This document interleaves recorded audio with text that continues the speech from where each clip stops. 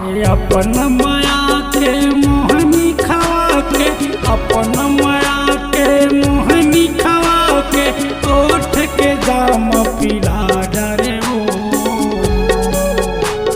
Young young ला मोर बैहा बना के, काबर दीवाना बना डरे हो।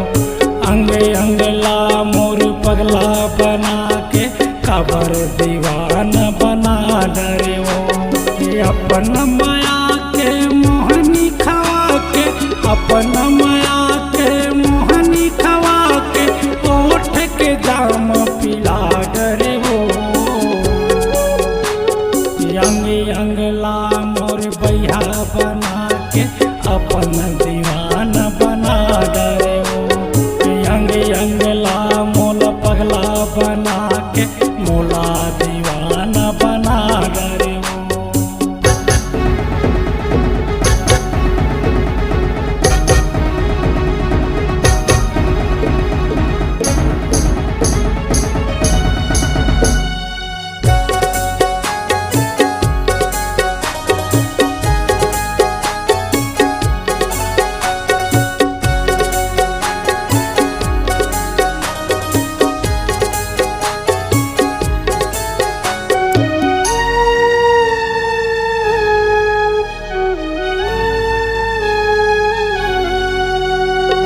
ऐसन माया के जहर पिलाए, घूरत है नस नस माओ, घूरत है नस नस मारे रानी, भिंगत है नस नस माओ।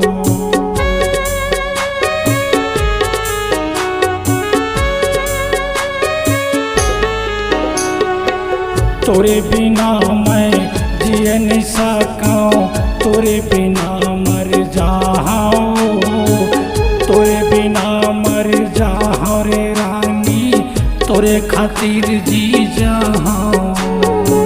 तोरे बिना मैं जिए नहीं सकाऊं, तोरे बिना मर जाऊं। अपन माया के मोहनी खवा के, अपन माया के मोहनी खवा के, ओठ के जाम पिला डरे हो। यंग यंग ला मोर बैहा बना के, काबर दीवाना बना डरे हो। यंग यंग ला मोर पगला बना के, मोला दीवाना बना डरे हो।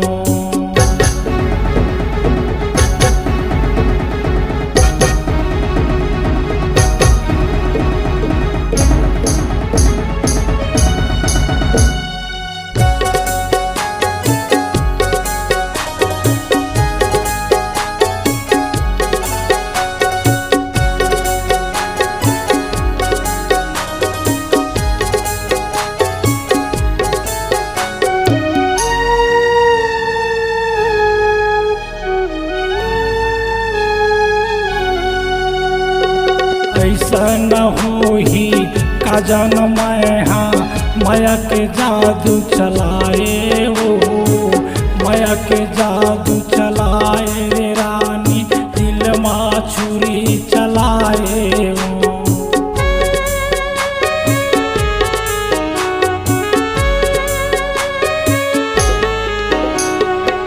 दिल के पिराला काला बताओ, मारी डरी तोरी सुरताओ, मारी डरी तोरे सुरता रे रानी, मारी डरी तोरे प्यार। दिल के पिराला काला बताओ, मारी डरी तोरे सुरताओ।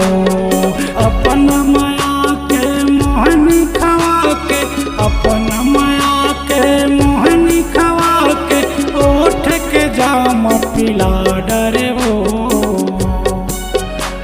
यंग यंग ला मोर बैहा बना के, काबर दीवाना बना डरे हो। यंग यंग ला मोला पगला बना के, मोला दीवाना बना डरे हो। यंग यंग ला मोर बैहा बना के, अपन दीवाना बना डरे हो। यंग यंग ला मोरे पगला बना के, दीवाना बना डाले। एलबी म्यूजिक स्टूडियो आप मन के हार्दिक स्वागत करत हैं। संगवारी हो हमर जतेक छत्तीसगढ़ के या मध्य प्रदेश या भोपाल या दूर रायपुर अनेक प्रकार के कोना कोना ले कलाकार मन अगर अपन वॉइस ला अपन आवाज ला एक नया अति सुघर अगर बनाना चाहत हो तो आप मन हमर एलबी म्यूजिक स्टूडियो में आवो। हमर मन के पता है आदर्श नगर वार्ड नंबर 5 भारत माता स्कूल के पीछे में कवर्धा। हमर मोबाइल नंबर हवे 8349576276।